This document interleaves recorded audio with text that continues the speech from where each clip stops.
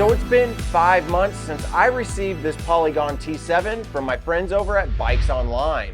And I've spent 5 months on this bike, riding them on all the different trails in my local area. And now I can honestly tell you whether or not I feel like this is actually a really good bike for the price. Now, before we get into why I think that the Polygon T7 is one of the best budget-friendly bikes out there, I do want to address one major issue. Whenever I first received this bike, if you guys watched my very first video on this, you'll know that I had an issue with this bike that I didn't really address as to what was wrong with it. Well, that issue prevented me from riding it because I was a little concerned that it was going to cause further damage. It turns out that the rear seat stay on the rear triangle was actually welded a little bit crooked, and that was actually causing the rear shock to touch on the drive side of the rear seat stay. So I contacted Bikes Online. They got with Polygon, and Polygon actually did a warranty claim on this frame. And what they did for that warranty claim was send me a brand new rear seat stay setup. This was super easy to put back on. All I needed was a few Allen keys and a torque wrench. And it only took me about 4 or 5 minutes to actually get this thing fully put back together and ready to ride. And then after I received that part and installed it, I was ready to hit the trails. And let me tell you, this bike shined in so many categories. And the Siskiu T7 is, in my opinion, the best dollar for dollar bike that you can actually buy from Polygon. And here are a few reasons why I feel like the Siskiu T7 actually beats out every other bike in the Polygon line. And number one is you are getting awesome suspension on this bike for the price point.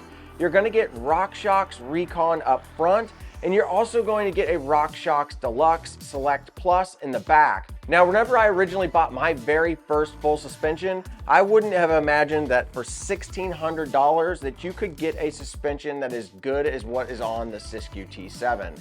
This thing is absolutely perfect for a beginner or an advanced rider.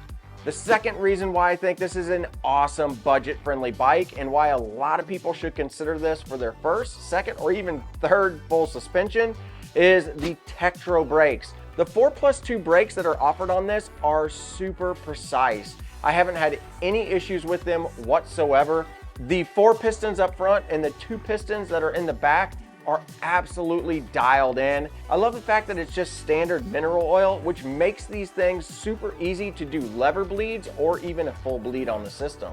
And number 3 on my list of reasons why this is an awesome budget full suspension is the drivetrain.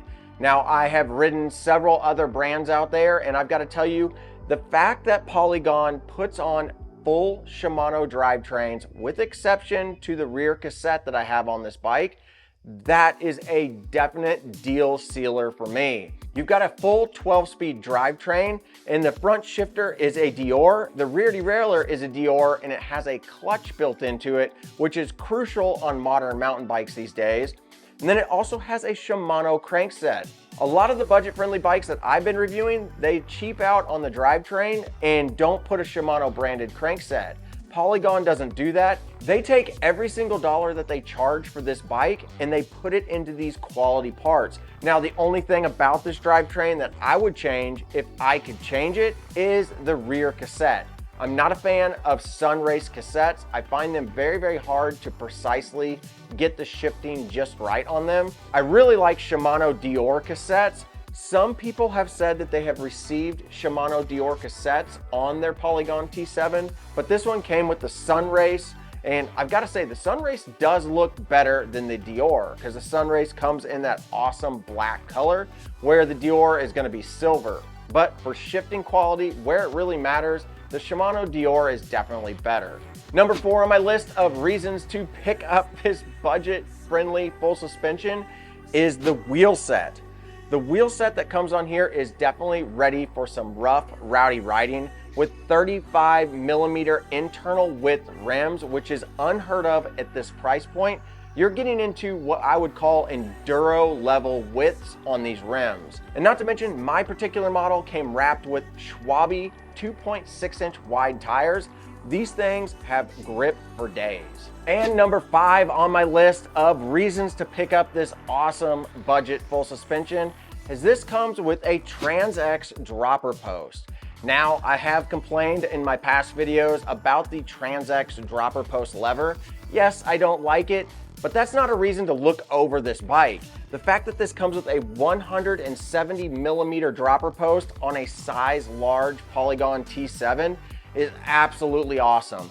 Other bikes in its price point category, and some of them even higher, don't come with dropper posts. But like I said, having a dropper post on a $1,599 full suspension bike with all of these awesome components on it is an awesome add-on, and I really appreciate that Polygon didn't skimp on this particular feature. Now, number one on my list for reasons that this bike may not be the best full suspension, but honestly, I don't think these are reasons why you should not look at this bike, because all of this stuff can be adapted and changed if you do some minor upgrades. And that first thing on my list is the weight. This bike is a tank. It comes in at around 37 to 38 pounds, and it's honestly just pretty heavy. So if you're not a super fit rider or you're not really good at riding up hills, this bike could feel very sluggish going up hills. But also, this weight can also give you an advantage when going down hills. Having a heavier bike with these wider tires definitely makes this bike planted on the ground whenever you hit some of those rough, rocky sections. And if it were me and I was looking at buying a budget-friendly full suspension, I wouldn't let a few pounds actually sway me away. Because honestly, modern geometry on most mountain bikes is so dialed in that weight doesn't necessarily play a major part. You can shed some weight by taking out the tubes and going tubeless. You could also shave some weight by changing out these tires to a lighter weight tire. And if you really wanted to drop weight other than going tubeless or upgrading your wheels, you could even upgrade the front suspension. These RockShox Recon forks, they are heavy, typically weighing about 6 to 7 pounds, where you could get into a higher version of RockShox or a Fox fork that would come in probably around 4 or 5 pounds, shaving off multiple pounds with just one simple upgrade. So weight is definitely a downfall, but it's not a reason to not look at this bike. The second reason is the reach and the stack height on this bike. It did feel a little bit different than the bikes that I'm used to, but there's a simple solution to fix that. If these particular Entity bars don't feel quite right to you, you might want to consider a higher rise bar. Now, a higher rise bar than what comes on here can give you that stack height feel that you might really enjoy. Not only that, it's going to give you just a slight better control than these somewhat flat bars. So if it were me, I would definitely buy some high-rise bars for this bike. I think it would make it feel really premium. So after riding this bike for 5 months, those are the only 2 reasons that I could come up with that would be a downfall on this bike. This bike is super dialed in. For $1,600, it's unreal. I personally think this feels like a $2,200 to $2,500 bike, and I'm really shocked to see that they're selling it for what they sell it for. And if you've got a Polygon Siskiu bike or any other Polygon, comment below and let me know what you think of what Polygon is doing to the industry. They are putting out quality bikes at a budget price, and really, the more and more I go out and ride on the trails, I'm seeing more and more Polygons out there, and I really think it's because more people want more bike for less money. All right, guys, a huge thank you to everybody who has watched this, who's commented on this series, and also a huge thanks to Bikes Online for sending me this bike to review. If you guys enjoyed this, hit that like button. Don't forget to subscribe. Make sure you use those links if you're going to be buying your own Polygon, and we'll see you guys in the next one.